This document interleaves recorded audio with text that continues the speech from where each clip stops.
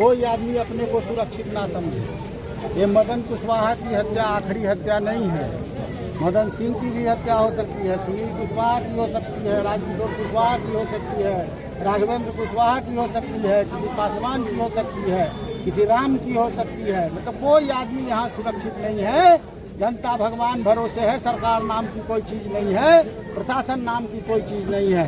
हम तो सीतामढ़ी के साथियों से, लोगों से आग्रह और विनती करना चाहते हैं और उनको आगाह करना चाहते हैं। ये अंतिम गोली नहीं है अपराधियों के पास, उसके पास और भी गोलियां बची हुई है।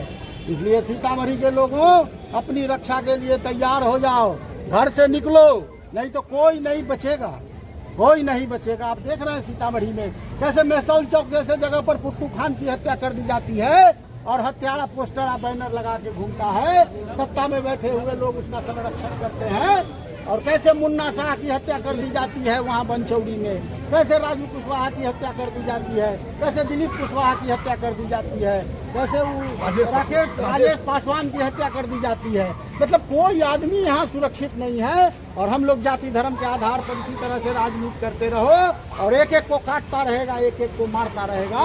इसलिए सीतामढ़ी के लोगों और खास करके यहाँ के लोगों को आगाह करना चाहता हूँ, आपको किसी के भरोसे बैठने की जरूरत नहीं है।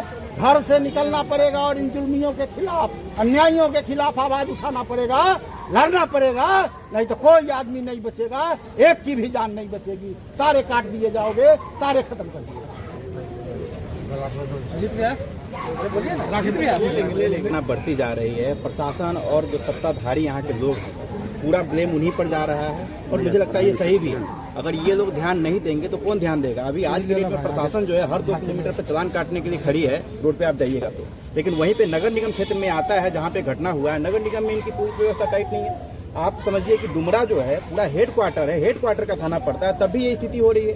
इसका मतलब क्लियर है कि न ये सत्ता है, सत्ता जो है और प्लस प्रशासन दोनों मिल करके जो है ये काम को अंजाम दे रहा है। और जो पीछे घटना हुआ है उस पर ऐसा बयान किसी जनप्रतिनिधि का आना, वो बाकी बहुत निंदनीय है। मुझे लगता है कि इन लोगों को संरक्षण प्राप्त है तभी जाकर के ऐसा घटना अंजाम दे रहे हैं। बोलिए।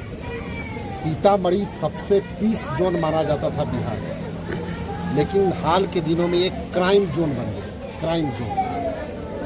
और ये चैलेंज है सीतामढ़ी पुलिस को।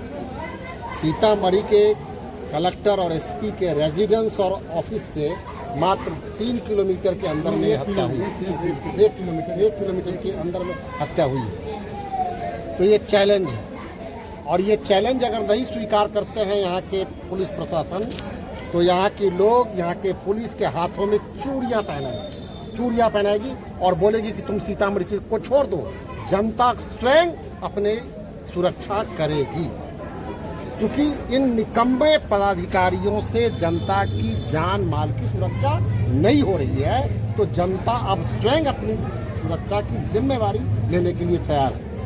और हम जनता से ये कहेंगे, अपराधियों की कोई बिरादरी नहीं होती, उनका कोई जात नहीं होता है, इसलिए उनको संरक्षण नहीं दीजिए आप।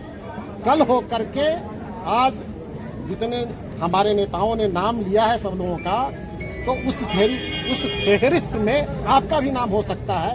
इसलिए आप अपराधियों का संरक्षण देना जाति और धर्म के आधार पर बंद करें। अपराधी अपराधी होता है, उसका धर्म अपराध करना होता है। इसलिए उसको तुरंत से तुरंत, अगर ये पुलिस प्रशासन नहीं पकड़ती है तो प्राकृतिक न्याय दीजिए। हम मॉब लिंचिंग करने की बात हम नहीं कर रहे हैं, लेकिन प्राकृतिक न्याय भी एक है, भीड़ का न्याय भी एक है, वो न्याय देना पड़ेगा। यहाँ की सत्ता नाम की कोई चीज नहीं है और बिहार के प्रशासन में बैठे हुए लोग इस तरह से औहदे में गिरे हुए हैं कि अब यहाँ एकदम राष्ट्रपति शासन लागू होना चाहिए। बिहार में कोई शासन व्यवस्था नहीं है। नीतीश कुमार का इकबाल एकदम 0 हो चुका है। धन्यवाद।